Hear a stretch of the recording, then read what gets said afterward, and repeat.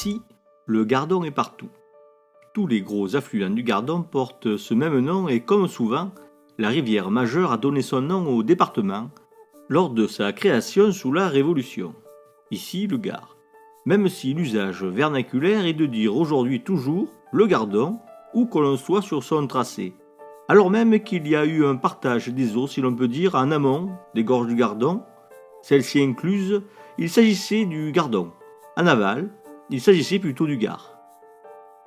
Le Gardon est une rivière impétueuse qui, lors d'une gardonnade, peut atteindre les débits du Rhin, aux Pays-Bas, c'est dire. Le méandre de Provence, qui a fossilisé un tracé ancien du Rhône, repoussé ici par le Gardon, nous parle de la puissance de cette rivière qui peut, en été, disparaître de la surface pour couler un sous-sol et, du jour au lendemain, se prendre pour le Rhin. C'est d'ailleurs une des caractéristiques de cette rivière, d'être à la fois un cours d'eau aérien et un réseau hydrique enfoui avec d'immenses réserves en sous-sol comme cet immense lac qui existe sous Sainte-Anastasie. Nous sommes ici en milieu karstique. Karst, gare. La racine étymologique est sans doute la même. Les chroniques ne manquent pas de crues mémorables comme celle du 18 septembre 1741 qui dévasta Alès et où les chevaux, fuyant les eaux, s'étaient parfois réfugiés au premier étage, alertant ainsi leurs propriétaires endormis. Le célèbre Henri Pitot était alors intervenu pour revoir l'endiguement de la rivière.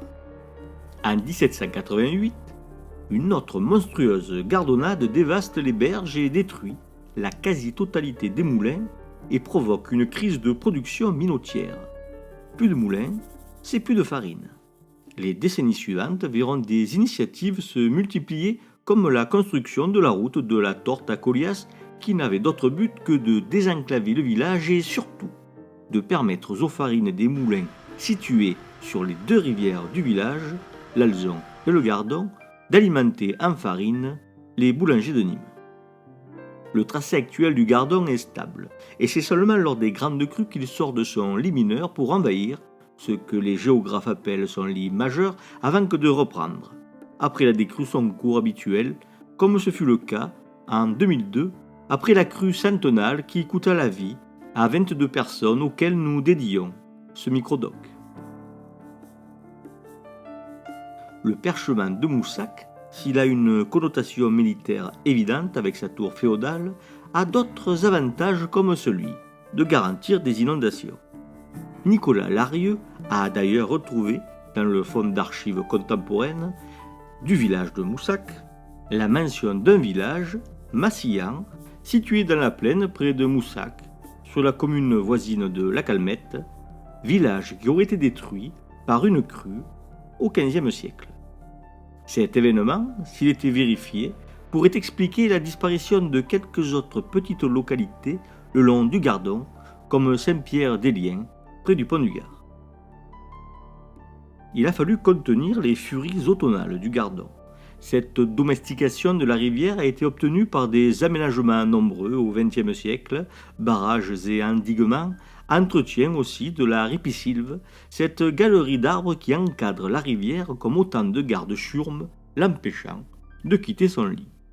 Sur cette carte montrant l'évolution du cours du Gardon pour la seule première moitié du XIXe siècle, il apparaît clairement combien le cours est alors changeant. Le Gardon peut se dédoubler, reprendre d'anciennes launes, les percer pour s'ouvrir un passage. Mais n'en tirons pas trop vite des conclusions. Les populations des sociétés traditionnelles n'étaient pas totalement démunies face à la rivière. On le voit très bien sur ce plan. On voit très bien que les arbres jouaient déjà un rôle en solidifiant les berges, comme ici, au nord, et ici, au niveau de la Vigière, qui a été contournée par le Gardon. La Vigière était une plantation de saules, menée de telle manière à leur faire produire de l'osier. Mais comme on semble le deviner sur le plan, dans la Vigière, alternaient des arbres dignes de ce nom avec des arbres régulièrement coupés pour les obliger à produire des rejets que l'on coupait ensuite pour fabriquer des paniers et autres objets faits d'osier. D'ailleurs, les contrats d'affermes et vigières dans la région stipulaient souvent l'interdiction de couper les arbres proches des bords de la rivière. Dans un autre microdoc, nous avons décrit d'ailleurs une tentative collective d'endiguement de la rivière. C'était une autre époque. La société était alors nantie de moyens plus faibles, et elle était donc plus fragile. Le temps a passé, les moyens de l'homme ont atteint des capacités inouïes, et c'est peut-être le temps de les mettre au service d'une nature qui désormais agonise.